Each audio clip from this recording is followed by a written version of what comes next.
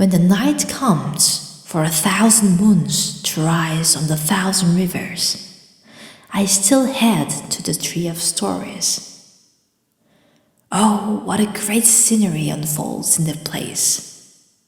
There are stories gathered up from all around the world, having fragrant drinks, filling up the inner space of the gigantic tree with chatterings of their lives. The stories which have already disappeared in the brilliant melodies that never repeat twice. The stories which are still going on and on till now. And the stories which haven't even started yet.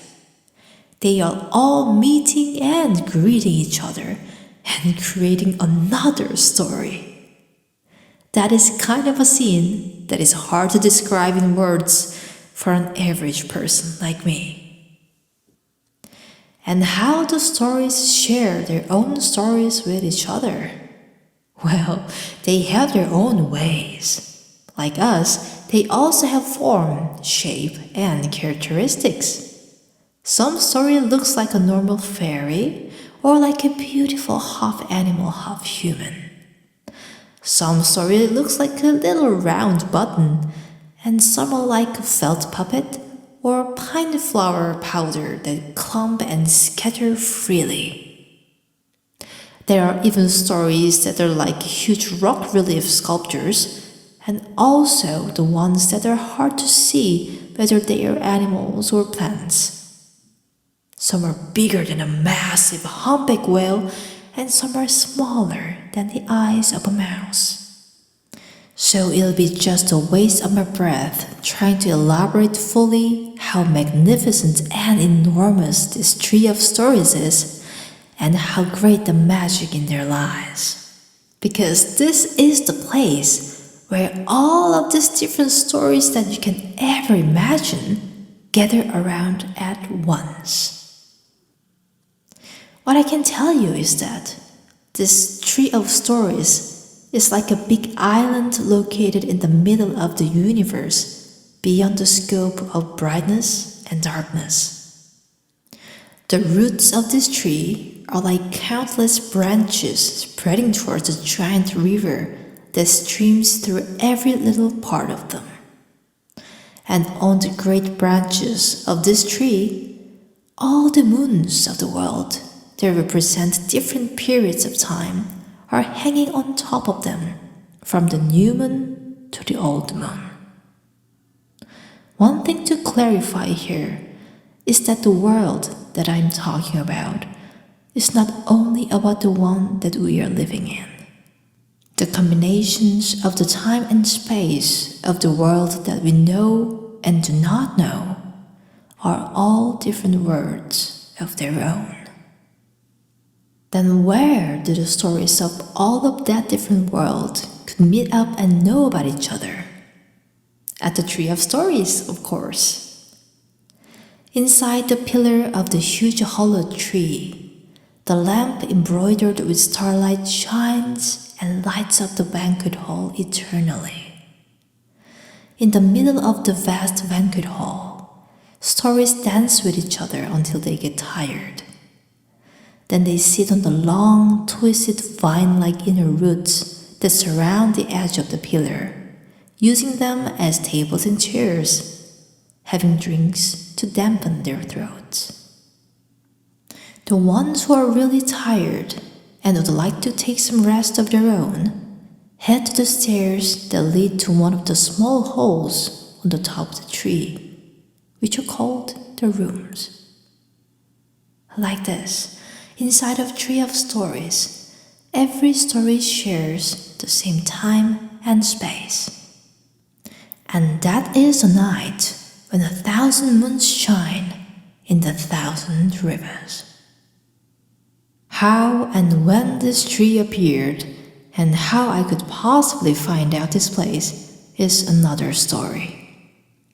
The important thing is that the gatekeeper called Vigno seems to like me and to let me in whenever I'm visiting this tree.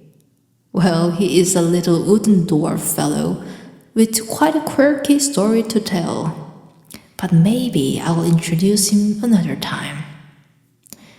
I once heard a thing from a talking cane of Wolfeltinger, a story which has a hedgehog head and wings of a quail, that this tree is quite hard to get in even if someone could be lucky enough to find it.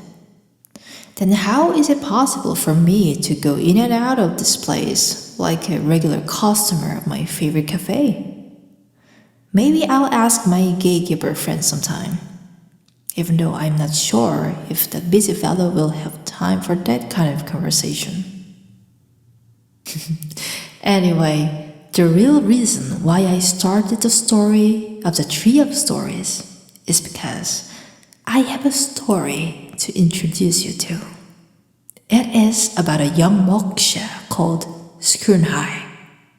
And how can I not tell you, as I've had the honor of meeting that hero of the legend in person. Just so you know, some believe that this sacred species called Moksha is the descendants of an ancient dragon. However, while seeing one in person, it looked more like a giant phoenix of the east. According to what I heard, it is said that one has to endure what others cannot stand and bear the unbearable things to become a true Moksha. What on earth could have happened to him? I couldn't stand the curiosity, so I decided to swallow the fear that his dignity gave me and ask about his story. The first moment that I encountered his magnificent aura is still vividly carved in my memory. He was sitting quietly on the top branch of the Tree of Stories, trimming the inner feathers, which were shimmering gently as pearls. With his purple and golden patterned beak that was as sharp and brilliant as a diamond.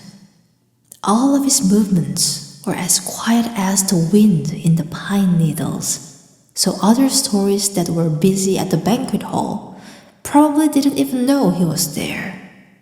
Timely, I was staying in a small room on the top floor of the tree, so I could have the luck of seeing him. I couldn't believe that a Moksha was right in front of my eyes. With a pounding heart, I approached him and opened my mouth to speak with all the courage that I could pull out for myself. Oh, and his eyes, they were like black-brown flames burning from a distance. And for sure, there would never have been a time when my heart was shaking as much as when he looked at me. Even though I guessed it to some extent with the things I heard from others, the story of Skroonhigh's appearance in his world was very unusual, as Moksha itself was a rare being. And as a legendary creature who can travel in different times and spaces, he also had a unique way of telling stories. I had the honor of putting my hand on his beak, and he just spread his huge wings, which were endless to see. The scales covering his outer parts shone brightly as if they were twinkling waves breaking through the moonlight. That light was so bright that I closed my eyes tightly. And at that very moment, I could really see everything with my eyes closed. All those amazing days that this young Moksha has lived. At the moment Skroonhigh spread his wings, my consciousness had already been to the time and space where his life was. It was a story that didn't need any words. And that was the way he told his own story. It's hard to even tell how long it took for me to experience the whole life he had. But when I opened my eyes again on the Tree of Stories, he was just flapping his gigantic wings only once. Looking at my wondering face, he smiled, at least I felt he was, and said that time is relative.